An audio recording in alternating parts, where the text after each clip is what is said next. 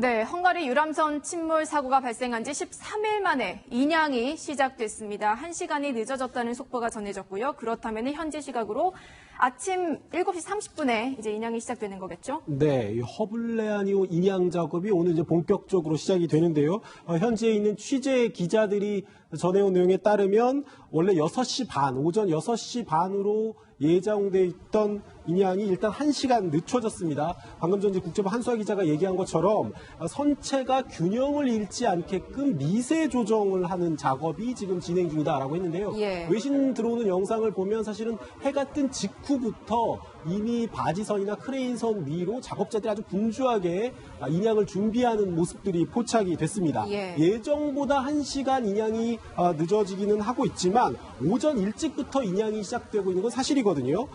지금 현지에서 들려오고 있는 얘기는 부다페스트 지금 현지 한낮 기온이 섭씨 30도를 넘을 걸로 예상되는 상황입니다. 그래서 작업자들이 작업 여건을 감안해서 이른 아침부터 인양을 시작하려고 하는 거고요. 그러니까 더위가 본격화되기 전에 인양을 하려고 하는 거죠. 그리고 인양 과정에서 생기는 돌발 변수, 그리고 인양과 실종자들에 대한 선내 수색이 동시에 이루어지기 때문에 예상보다 완전 인양까지는 길어질 수 있기 때문이거든요. 그래서 작업 시간을 좀 넉넉하게 확보하기 위해서 이른 아침부터 인양 작업이 시작되고 있다. 이렇게 보시면 될 것 같습니다. 네, 균형을 잃지 않게 미세 조정을 하고 있다. 지금 인양 1시간 전쯤입니다. 함장님, 지금쯤이면은 뭘 하고 있는 걸까요, 작업자들이? 그러니까 이제 물에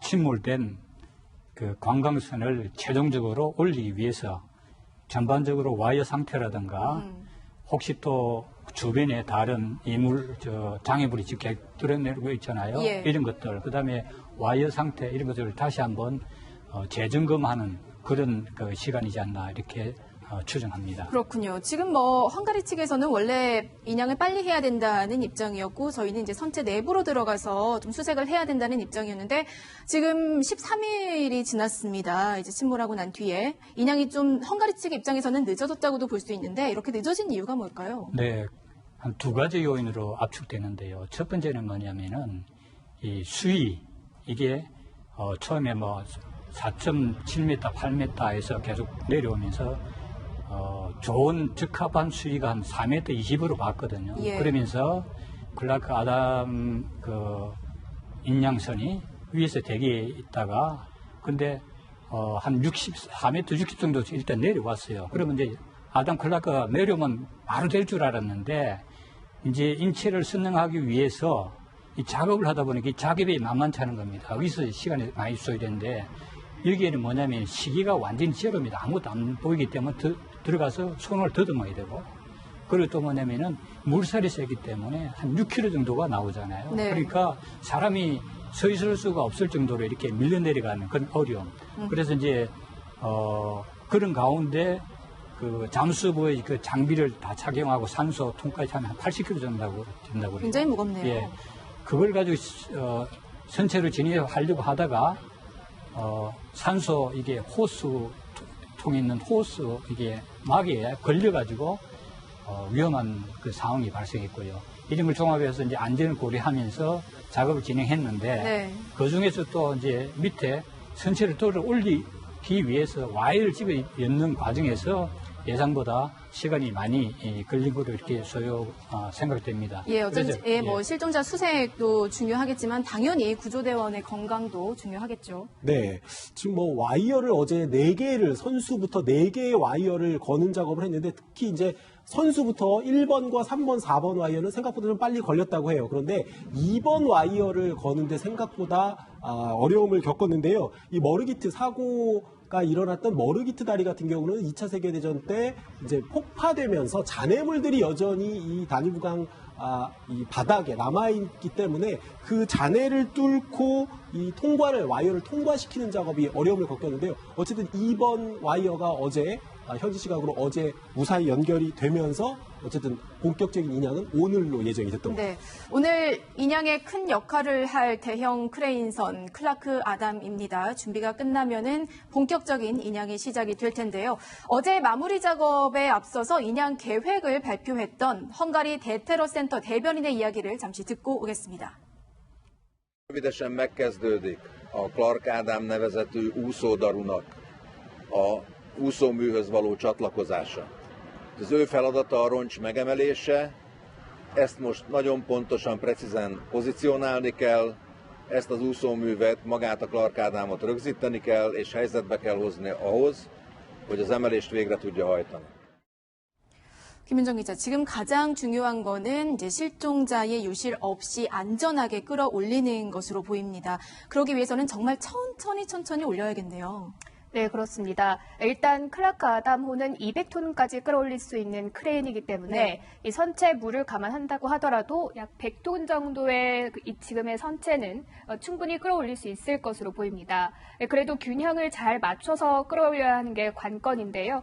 현재 약간 좌측으로 기울어져 있는 이 선체를 일단 똑바로 세운 후에 이제 조금씩 5cm씩 이제 천천히 들어올리는 게 중요한 작업이 될 전망입니다. 지금 배가 기울어져 있는 상태잖아요. 네. 이 기울어진 상태에서 끌어올리는 게 아니라 이제 세우면서 이제 끌어올리는데 그 세우는 과정도 굉장히 중요할 것 같아요. 그래서 세우는 과정에 있어서 이 균형을 잡는 이 문제, 그리고 선체가 70년 이상이 된 노후 선박이죠. 노후 선박이기 때문에 물속에 또 들어가 있었고, 그래서 이것을 그 균형을 잡기 위해서 세우는 과정이 상당히 중요하고 또 어려운 작업이다, 이렇게 생각이 됩니다. 그래서 이제 클라크 아담호의 역할이 가장 중요한 시점이겠군요. 그렇죠.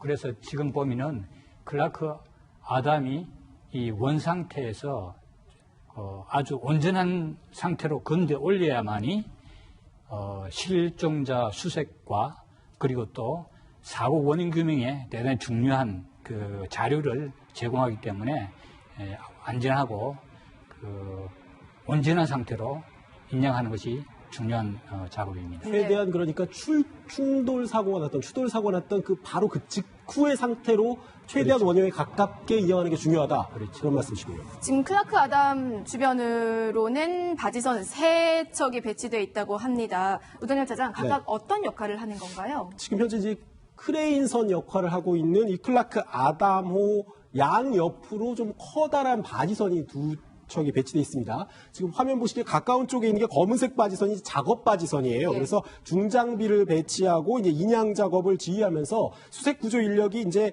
부교를 통해서 뜬다리를 통해서 진입을 하는 역할을 하게 되고요. 이 바지선 맞은편에 있는 파란색 좀 큰 바지선이 허블레아뉴를 들어올린 다음 거치할 때 쓸 바지선입니다.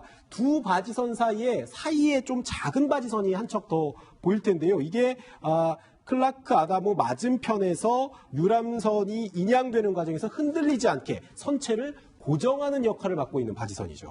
선체를 끌어올리는 데 있어서 김윤정 기자가 말한 것처럼 시신 유실을 방지하는 것도 굉장히 중요하지만 선체가 훼손되지 않게 오는 것도 굉장히 중요합니다. 노후 선박이기 때문에 그러려면은 조금 더 신경을 많이 써야 될 것 같은데 어느 부분에 중점을 둬서 기술적으로 올려야 되는 건가요?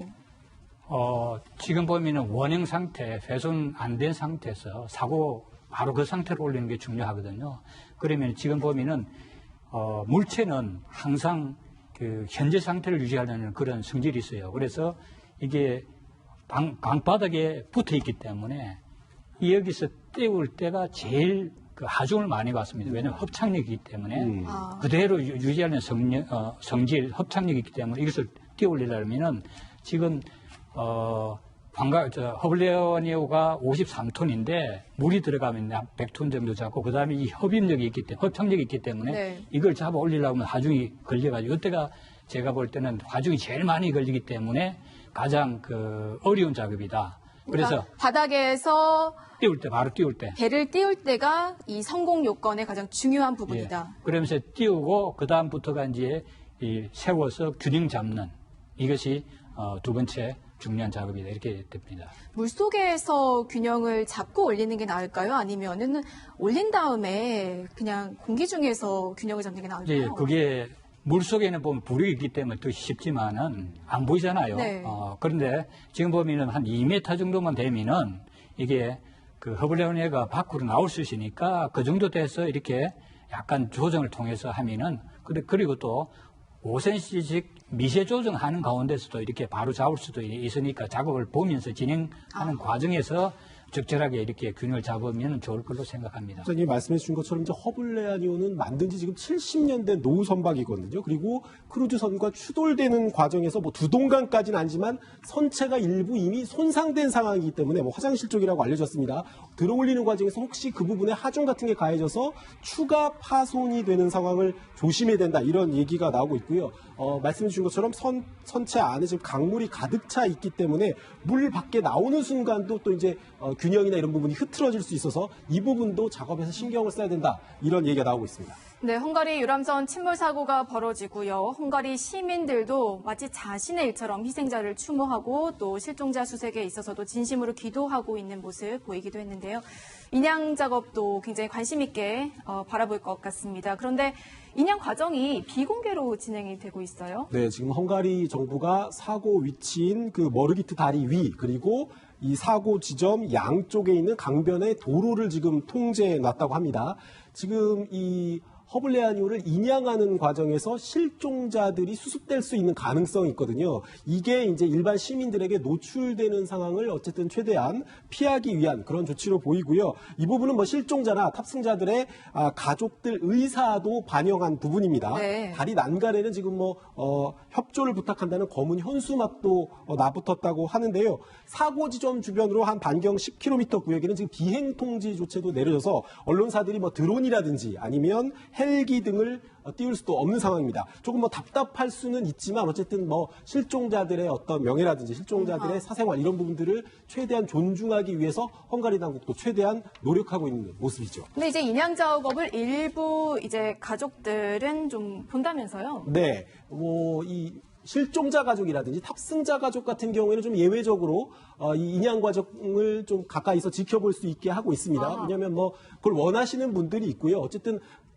1분 1초라도 빨리 실종자들의 모습을 좀 보고 싶어하는 그런 분들도 계시기 때문에 이런 분들에 대한 배려는 헝가리 당국도 하고 있는 거죠.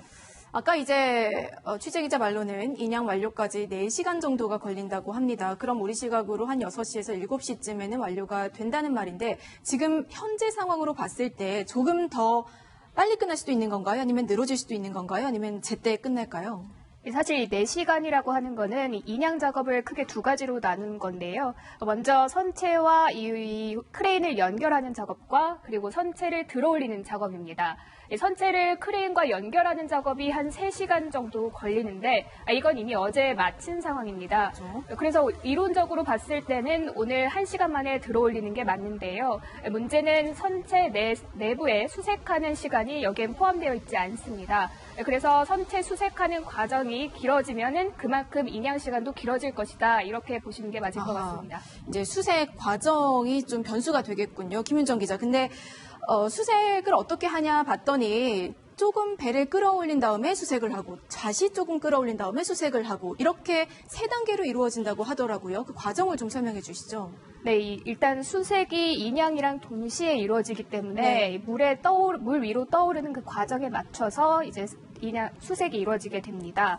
1단계는 조타실, 그리고 2단계는 갑판, 그리고 3단계는 선실의 수색이 이루어지게 되는데요. 네. 아까 말씀하신 것처럼 물 위로 올라갈 때마다 수색대원들이 그 단계에 맞춰서 선체로 진입을 해야 되기 때문에 이 바지선과 선체 사이에 수중 수상 부교를 놓고 그때마다 이제 대원들이 들어가게 됩니다. 아, 대원들이라고 하면은 뭐 헝가리 대원인가요? 아니면은 한국 측 대원인가요? 이제 이게 역할이 좀 단계마다 나눠져 있습니다. 이 조타실 같은 경우에는 선장이 있을 가능성, 헝가리인 선장이 있을 가능성이 많기 때문에요. 헝가리 대원 2명이 들어가서 수색을 하게 되고요. 네. 그리고 갑판에서는 혹시 모를 시신 수습에 대비도 하고 또 인양 과정에서 구조물이 걸려서 인양에 방해되는 경우도 대비해서 이 구조물을 모두 치우는 작업을 거치게 됩니다. 그리고 마지막에 선실 수색이 들어가는데요. 이 선실 같은 경우는 한국인 관광객들이 많을 것으로 예상되는 부분이기 때문에 이 헝가리 대원 2명과 우리나라 대원 2명이 모두 들어가서 세부적으로 수색에 들어가게 됩니다. 그러니까 조타실은 헝가리 선원이 그리고 이제 선실 같은 경우는 우리나라 측 대원이 들어가는군요.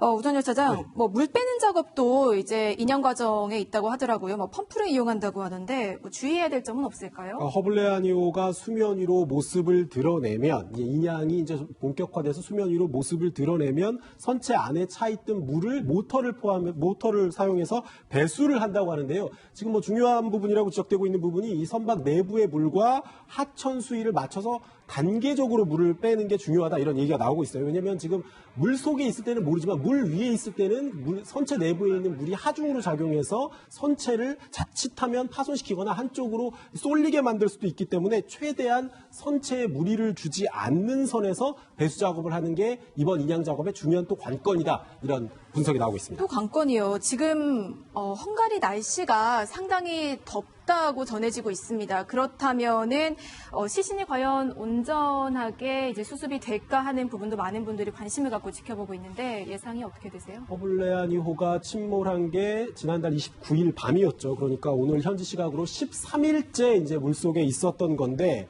실종자들이 만약에 이 선체 내부에 있다면 열흘 넘게 지금 물속에 있었단 말이죠. 예. 그런데 한낮 기온이 지금 30도에 이를 만큼 기온이 올라가고 있기 때문에 만약에 실종자가 수습된다 하더라도 시신으로 수습된다 하더라도 지문으로 신원을 확인을 하기가 좀 어려운 상태일 수 있다 이런 관측이 나오고 있습니다. 이렇게 되면 결국 DNA를 채취해서 이 실종자들의 가족들과 비교 대조를 통해서 확인해야 되거든요. 이럴 경우에는 어쩌면 이 신원을 확인하는 기간이 일주일 이상 걸릴 수도 있다 이런 관측도 나오고 있죠.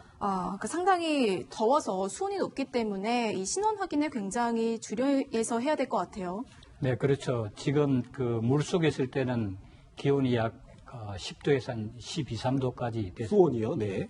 그러면은 부패 속도라든가 이게 별로 없었는데 올리면 굉장히 급속하게 부패가 진행이 될 겁니다. 예. 그리고 또 이미 한 13일이라는 기간이 경과가 됐기 때문에 물속에 있으면 이게 굉장히 부풀어 오르거든요. 예. 그런 상태이기 때문에 신원 확인하는 데는 상당히 어려움이 있지 않나 이런 생각이 듭니다. 네, 지금까지 실종자 수색 상황을 잠시 말씀드리자면 총 33명의 한국인 가운데 7명이 실종된 상태입니다. 헝가리인까지 포함하면 8명이고요. 19명이 사망을 했고요. 7명이 구조됐습니다. 현지 시각으로 지난 8일 이후에는 지금 변동이 없는 상황인데 유람선 안에서 시신 7구가 모두 이제 발견이 되면 가장 좋겠죠. 하지만 만약에 발견이 안 될 경우를 대비해서 어떤 대비책 같은 게 있나요? 네, 있습니다. 정부는 일단 실종자가 한 명도 없을 때까지 수색하겠다라는 입장인데요. 예. 일단 기존에 진행해온 이 헬기를 이용한 공중수색 그리고 수상 보트를 이용한 수상수색이 계속 진행됩니다. 특히 시신이 많이 발견된 하류 30에서 50km 지점에 집중 수색하게 되는데요. 이 외에도 이제 여러 가지 수색견들이나 이런 걸 투입해서 다양한 방식으로 수색을 하게 됩니다. 그렇군요. 수색견 같은 경우는 어떤 역할을 하는 거죠? 이 수색견은 이 헝가리 경찰견 4마리, 그리고 독일에서 들여오는 수색견 3마리 이렇게 해서 총 7마리가 투입이 됐는데요. 예. 수색견들은 수심 30m까지 냄새를 맡을 수 있다고 합니다.